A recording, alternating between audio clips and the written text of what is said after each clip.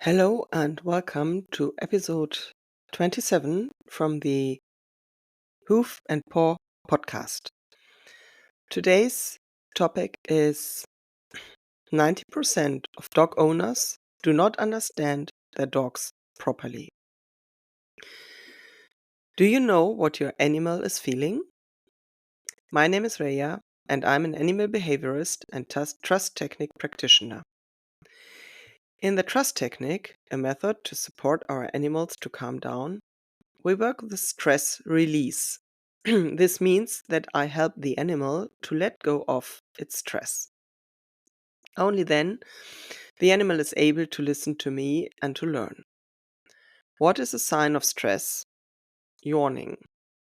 What is a sign of stress release? Yawning.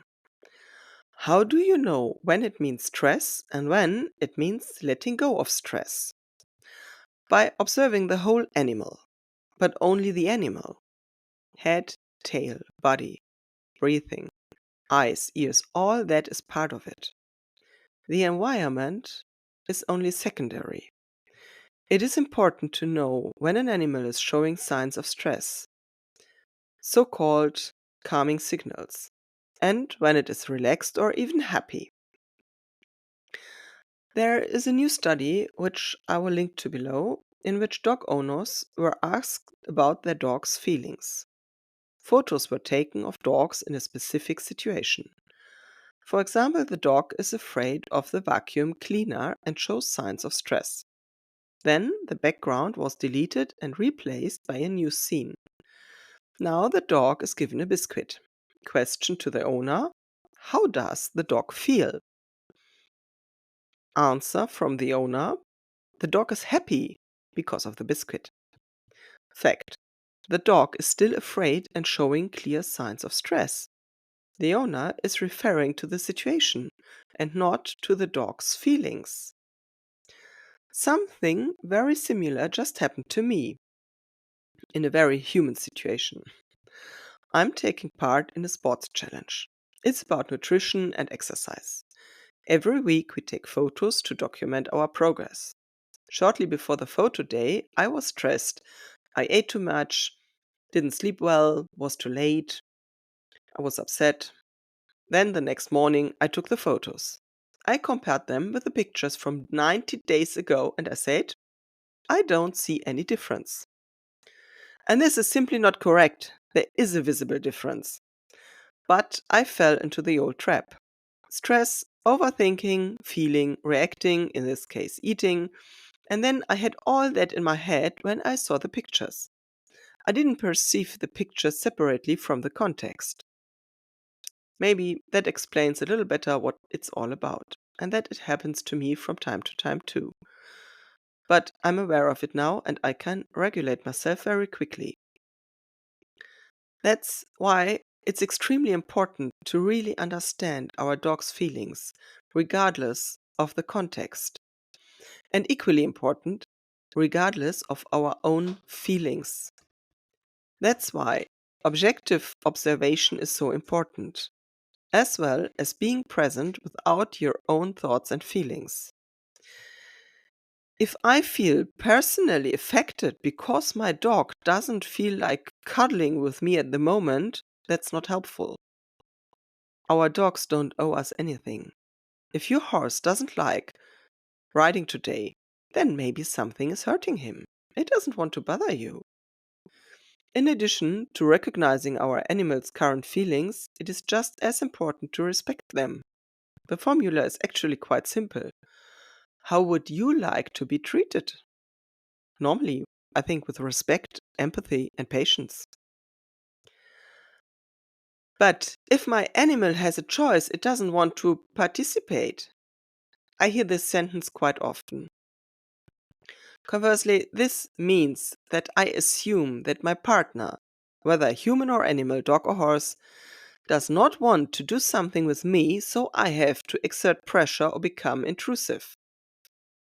What kind of relationship is this? Do we want to be treated like this by someone we trust in a relationship? No.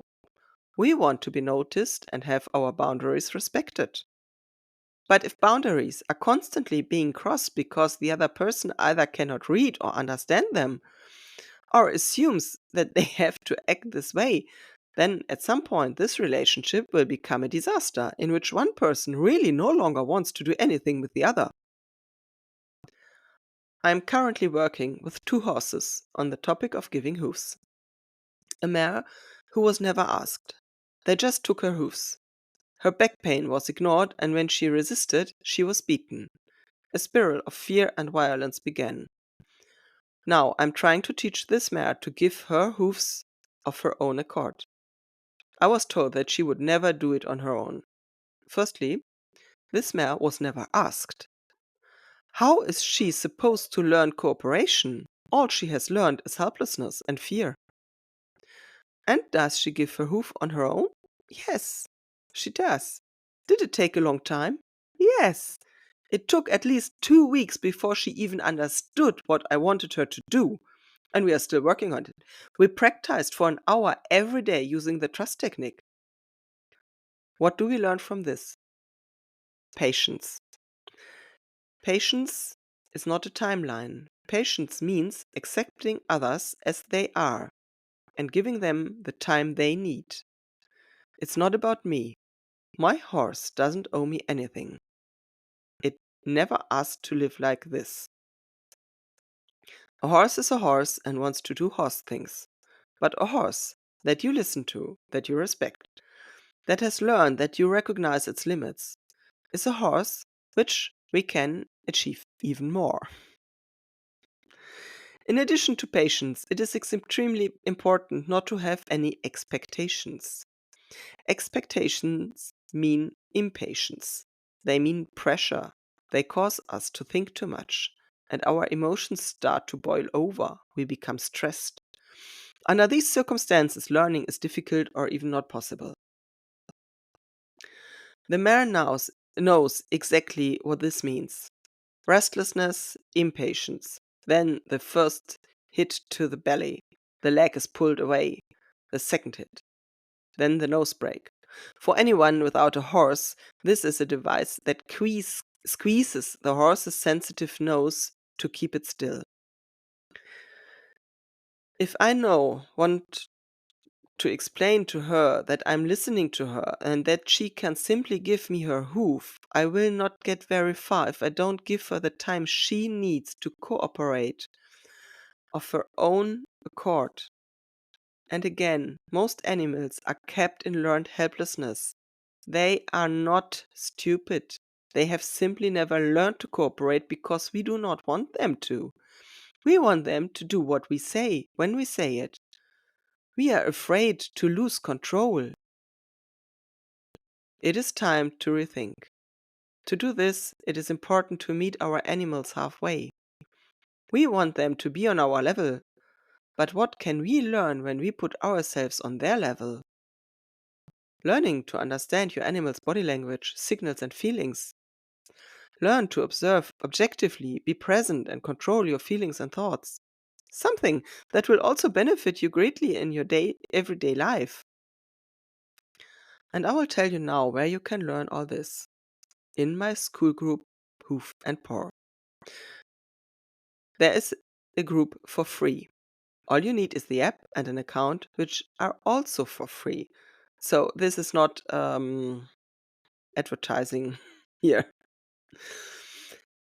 The offers in the group are also for free. I build up everything about body language and communication of dogs and horses and make it available to you. I do this for free because I consider it essential and fundamental to understand our animals better. It is important that we understand animals and not just animals understand us. There are also personal insights into my work. I will report on success and failures, and there will be an exchange with other members. I value spirituality just as much as science and research. And there is a practical support for humans and animals. The range of service will be expanded bit by bit. And of course, you can work with me. However, I have two requirements. Many of my clients who have the most difficult animals are there.